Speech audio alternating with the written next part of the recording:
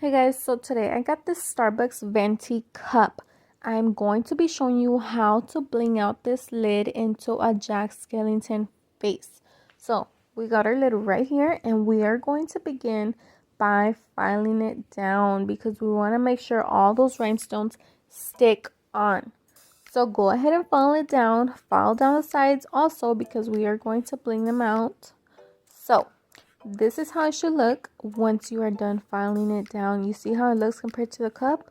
It has like this matted look. So that is what you're going for. Once you're done doing that, go ahead and wipe it down with some alcohol. Now, we are going back to the cup because I like to go ahead and measure it against the logo. Because you know sometimes when you put a lid on, it's off with the logo. And I am very picky when it comes to that. I want it to be right with my logo. So that's why I mark it so I know how to work on this lid. So now that I did that, I can go ahead and draw on Jack's face on the actual lid. I am using my pencil because if I mess up, I want to be able to go back and fix it. So the face that I am trying to draw is this one right here that you guys can see on the right hand corner. That is what I'm basing my drawing on.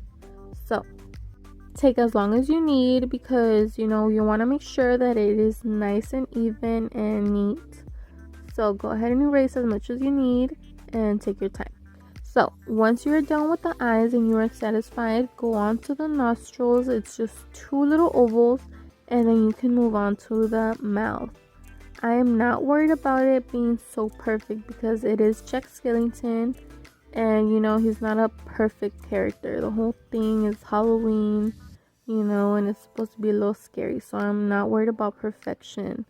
So I'm just going on, making sure the lines are even on both sides, the same amount of lines. And I am done doing the sketch face. Now I'm going to go over the lines with my Sharpie. I'm not filling in what I drew, the eyes and the nostrils, because that is going to be bedazzled with AB rhinestones. I'm doing the outer stuff. That is what I'm drawing with the Sharpie. Okay, so this is when all that doodling and drawing we did in kindergarten is going to come in handy. Make sure you don't go out of your lines. If you do, you can just always go back with some nail polish remover and clean that off, but not so much. Just use a little Q-tip and clean that off and you should be fine. So you see how I'm just going in between the lines of the smile. I didn't draw in the eyes, I didn't draw in the nose. I'm going around everything I drew out because like I said, I am going to be blinging that out with some AB rhinestones. So go ahead and fill in all those little gaps in between the lines of the smile. Take your time. You want to make sure this is neat. Like I said, this is a way of doing it without, using vinyl and all that fancy stuff. This is something anybody can do at their home. Everybody got a pencil. Everybody got a Sharpie, So this is at home style. This is not, professional. Trust me, the results will look professional. But this is something I know anybody can do at their house, and this is why I'm showing you guys this way. So look at this. Look how good it looks already. You can go ahead and do a double coat if you want it to look a little bit more darker. Look, I'm just going over, the parts that look a little faded. So that's what I did right there. But look at this. It looks so good so far. So now I'm going to go in and start blinging out the parts that I'm going to be using AB rhinestones with. So like right here, the eyes. I already put my epoxy in. That's why it looks kind of see-through. Not matted anymore. So for the eyes, I am using SS16 because I don't want, huge rhinestones right there, like a 20. The eyes are not that big. So I want to make sure they look cute and bedazzled, but not with huge rhinestones. So that's why I'm using a 16. So I'm going to go ahead and fill in as much of the 16 as I can, and then the rest will be fill-ins. And by fillings, I just mean I'm going to be filling in the little gaps that are left because the 16s don't fit anymore. I'm going to be filling those in with smaller size rhinestones. That's why I call them fillings. That's what I mean when I say that. So, as you can see, I am doing the rhinestones in lines right here because I want it to look nice and neat for the eyes. The rest of the face, I am going to be doing mix size rhinestones to do the whole face. I just wanted the eyes to look nice and neat in between all that mixture of rhinestones. That's why I am doing these in a line. So right here you can see I am doing the fillings. I use sizes from a 10 all the way to a 3. So this is how the eye looks. Look how cute that looks already. So I went on ahead and did the other eye. So now I got both eyes done and I'm doing the nostrils. So for the nostrils, I did use SS12 and 2 SS10s. Now I am moving on to the mouth. So to not make life so complicated, because that is a very thin line, and to do that with a toothpick would take forever, I am just putting the epoxy all over the mouth. And I'm going to start adding the black rhinestones once I am done doing the smile. So for the smile, I did use SS8 size rhinestones for the whole smile, SS8. So that's what I'm doing right here. I am placing the size 8 on the smile.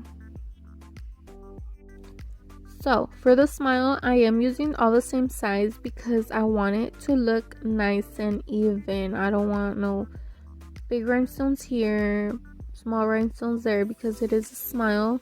So you want it to look defined.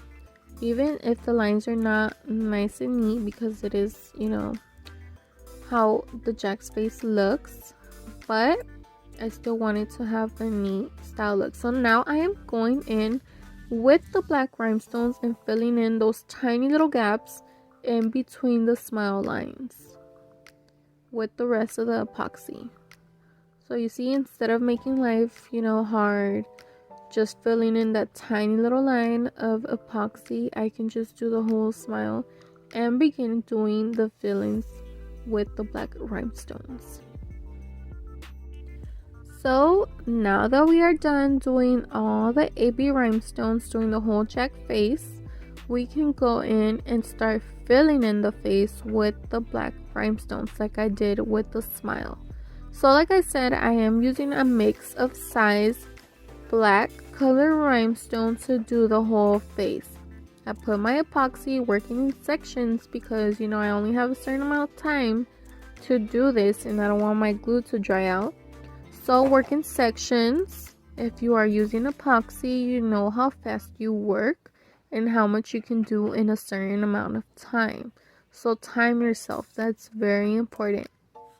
And go ahead and fill in the whole face with rhinestone. Make sure, you know, you're not putting rhinestones in the little hole where the straw goes, because you want your straw to be able to fit in there. So make sure, you know, it's nice and neat. And like I always say, if you watch my videos before, it always helps to do your outline first. You see how I did that outline right there at the top? That helps so much to make it look neater and so much easier. Trust me, try it out. It helps so much. It works as a guide, so where you just can just go back and fill in the rest. It helps so much, trust me. So I totally recommend you guys doing that. So as you can see, I am about done with this face. This is such an easy and fast project to do at home. Like I said, this is so anybody can do it, you know.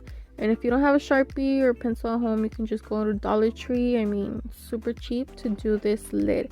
And it looks like if it had vinyl in there. You see that? You can't even tell that we did this with a Sharpie or a pencil. It's so beautiful. I love how this looks. So now that we're done with the top of the lid, look how it looks. So good. We are going to go around the lid.